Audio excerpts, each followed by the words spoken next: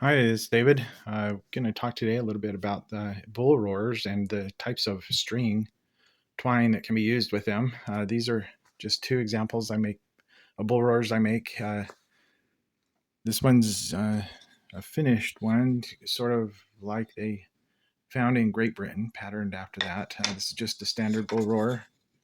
Uh, but I had some question come up about twine and fraying. So I want to talk about the different kinds of twine to use. This is jute twine. This is really thick twine here. Uh, and this twine, frankly, is not the very best to use. It's going to last longer, but it doesn't make very nice sound because it's, number one, so thick. Number two, it is not smooth on the ends because, with the bull roarer, the sound is made not only by the bull roarer itself, but also by the string. So the kind of string you use is vital. You can use this, and it's kind of cool to use this in traditional ceremonies or traditional, just hanging on your wall because it looks cool, but it doesn't work that great. This is a smaller version of that jute twine, and that again it works a little better sounding. It doesn't last nearly as long as this thicker stuff. Then this is, what do they call it?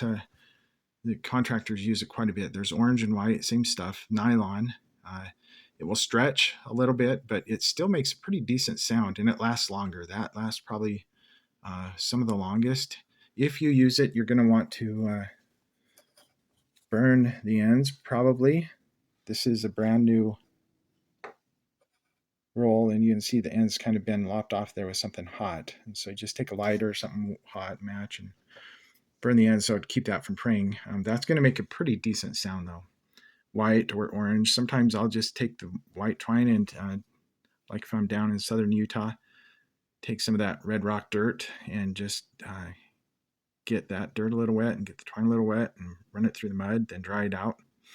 It leaves little bits of silica sand in the twine. It wears it out a little bit faster, but it sure looks a lot nicer.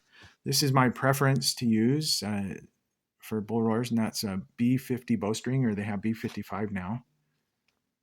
Brownell and Company, B50 bowstring. So I make recurve bows or American long bows just out of wood, and that's what I use. That is my favorite twine to use right now. That's waxed. You can see the wax there, the white chunks. That's going to last long, but this is going to break. Frankly, anything you use for bull roar is going to break. So when you're swinging, be so careful. This is some bowstring as well that is red. And one other thing I use, I don't have any with me right now, and that is artificial sinew. That works really well, as almost as good as this bowstring. So in order of preference, I go with the bowstring first, and then the artificial sinew, and then one of these two kinds of twine. Jute twine is last. Of course, you make your own too out of barks, different kind of barks, or dogbane, cordage.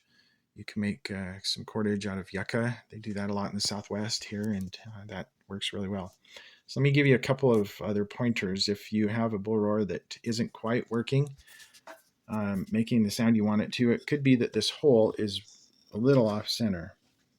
So what you want to do is have this hole here be right in the middle between this side and this side over here. If it's off center, if you make it off center, if it comes to you from me off center, all you need to do is figure out right where the center is and make a mark up here. And then at that mark, take a knife or a file and just make a little bit of a notch so that the string will find its way into that notch. And that notch, if the hole's off center a little bit, make sure your notch is right on center so that the string isn't going to be right centered in the hole, but it will find that notch. You can see that hole is just a little bit off center. And so if I were to get this and really want the best sound, I'd make a notch right up above that. Now, here's a question I have for you. It's a test, quiz. What would I do there? Because there's no flat spot to make a notch. And the answer is you'd make a notch anyway. Just make a little bit of a notch for the string to find its way. Now, this is jute twine that's colored green. And it's going to be okay, but it's not going to be the best sounding. But you'll make a notch for that jute to find right in the center of the wood. Of course, that hole right there looks like it's pretty in the center. Anyway, that's how you operate bullroarers with the different kinds of strings and setting the notch in them so that they will sound really good when you're spinning them. Thanks for watching.